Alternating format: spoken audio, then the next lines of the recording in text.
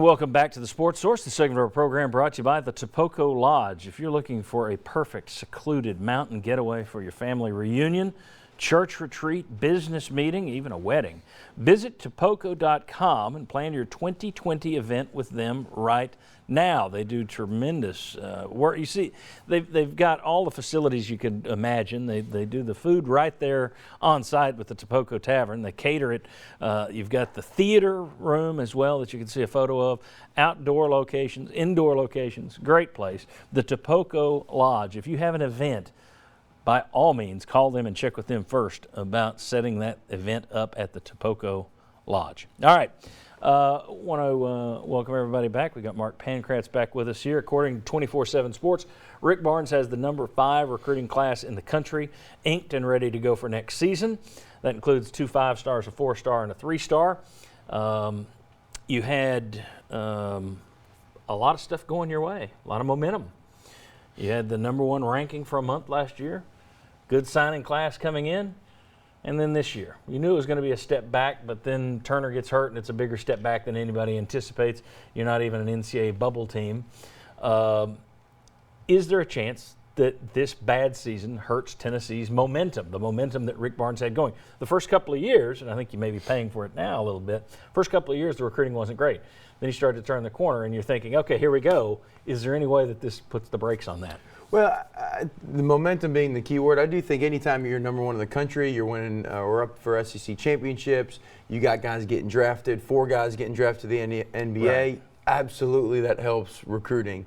But I also don't think it's going to be a step back in recruiting to the level that some people may portray it. The reason is because, first off, stars don't necessarily mean anything to these guys. You know, Coach Barnes and staff, they're recruiting culture guys that fit a mold, that work their tail off. I actually think some of the recruiting class that this team, that this staff has put together is a good thing. They signed 2 guys from B-Mays Elite, a local AAU team that's one of the best in the country, in Pember and in Springer. They've made inroads with recruiting the middle of the state with Keon Johnson.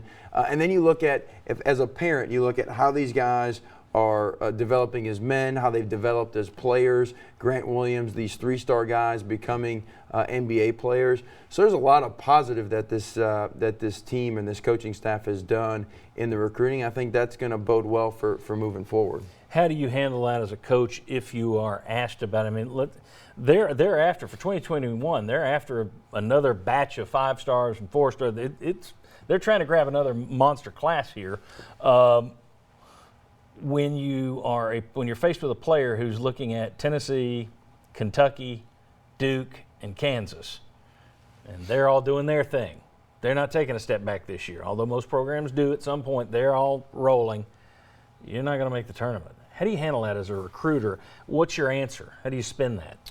Well, again, or do you even care? I think let's say it does come up. Yeah, I think the foundation of the guys that the families, the people around the organizations that this staff is recruiting, right. Those conversations worded that way aren't coming up to where it's like, hey, these guys are always, winning the ACC or winning and you guys didn't make the tournament. I don't think that comes up. I think the bigger question is, how are you developing these guys as players and how are you developing them as men? Those are the type of kids that they're recruiting. But when it does come up, like Auburn, right? I mean, you look at the other teams that they're competing against right now, if you want Georgia not making the tournament, Florida having their struggles, Vanderbilt, who they are, if you're comparing them against blue bloods, different question. Now Auburn, that's a conversation, right? Because Bruce has continued to recruit really good players, get these guys into the league. Mm-hmm. You're going to be competing up against that. But I think they're just recruiting with a different mindset than just a star rating, McDonald's All-American type. And I don't know how much they're going head-to-head with Memphis either, but Memphis taking it in the teeth this year has helped as well. Yeah. But, I mean, it's not like they had an opportunity and everybody thought they were going to take advantage of that opportunity when they beat Tennessee, that this was projected as a top 10 team this year. Penny Hardaway's talking about national championships.